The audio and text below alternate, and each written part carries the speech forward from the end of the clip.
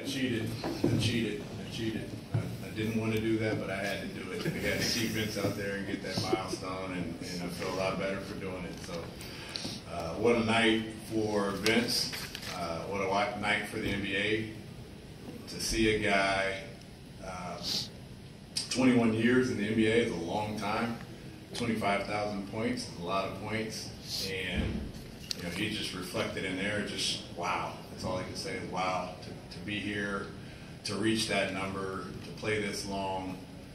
We're all thankful, and we're all in a good spot to have witnessed that. Coach, yeah. To be able to do that though, to have him do it, to have him dunk, there's no other way it could. Right. It's a way to add some suspense to it. He missed the three, you get the offensive rebound, and it's fitting that he gets it with the dunk with no time left. It's just a great moment for Vince. When did you exactly decide that you were going to just let him? Well, a couple things happened tonight. We're down bodies, and so I knew going into the game we had to be creative with our lineups, and he was going to be a big part of playing anyways. When John came back and Amari was there, obviously it was going to take a little bit of a hit playing time-wise, but both Amari and Alex Poitras and Alex Lynn are out, and just him being on the court. And someone pointed out, I think one of the coaches pointed out, he needs 6 points, and we're scrambling to get back in. We need layups, free throws, and threes, and Vince is our highest 3-point percentage shooter anyway, so it just made sense. And then it just gets to a point where the guys know, and they were just seeking him out. Coach, were you surprised how tightly the Raptors regard him? They regard him pretty tight, especially towards the end. Yeah, it's like anything. They are aware. He played in Toronto. I'm sure they heard about it coming into it as well, and someone mentioned it to him late in the game as well. And you want him to earn it. I would do the same thing if I were the opposing coach. I want him to earn it, and you don't want to just give him the points. He didn't get any of the other 25,000, so he's got to earn his points, and he did. Coach, you played just about everyone in the first quarter. What lineup did you like? Anyone that was working. It really, our starting group, again, we've had our woes throughout the year, starting the game, and our starting group, just both teams, neither team scored for the first 3 minutes, and we found ourselves in a 16-5 hole, I think. I just didn't like our energy. I didn't like the way we started and approached the game offensively. I didn't like our energy. And just wanted to mix it up, and, try and send a message and get those guys a little fire underneath them. And the second group came in, and they made a run, and they made a push, and it's an 11-point game, and we're battling and competing, and they're playing the right way. And same thing happened in the third quarter. It's the same group of guys, just trying to figure it out.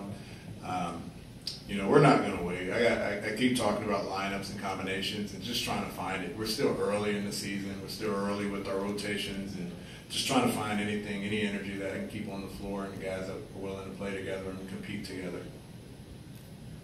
Front court defense has definitely been an issue, especially in these past 2 games. Is there something you put your finger on as to why? No, I thought Siakam did it. It started with Valanciunas. He's a big body, and they just threw it up high to pick and rolls. It was the same issue we had with Boban last game. And I thought Siakam did an excellent job. His speed, his athleticism at the 4 spot, he just gets downhill. Vince was crossed on him a couple times. He went at John. It was just a tough matchup for us in a lot of ways. But there's nothing in terms of a scheme or anything that I felt was the issue. It's just they were a little bit more aggressive than we were. Coach, you got 72 points from the bench tonight. Talk about Jeremy's performance. Yeah, I thought Jeremy was great.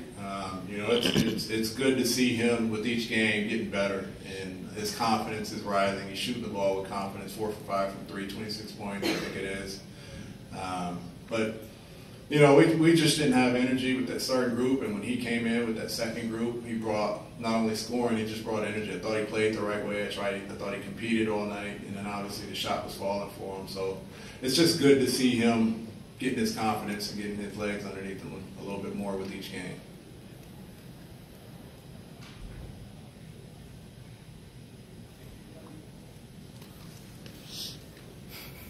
Coach, you did mention the Raptors being a little bit more aggressive and playing a little tougher. How do you take a game like this tonight where it seems like everybody tried their hardest and apply what went down today into future practices and future games?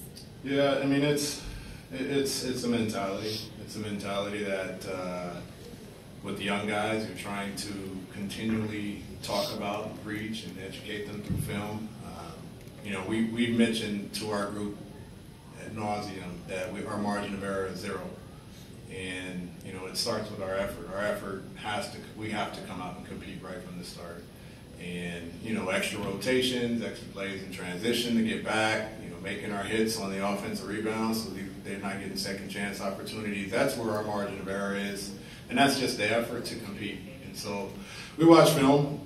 Practices aren't in the NBA at this stage. Once you start playing every other day, practices are very slim. They're not physical, they're educational. A lot of it is through film, and a lot of it's through walkthrough, and a lot of it's through repetition. And so it's just trying to be in the right spot, trying to watch film and educate our guys on what they need to do offensively and defensively, and seeing if we can apply it once we get to the games.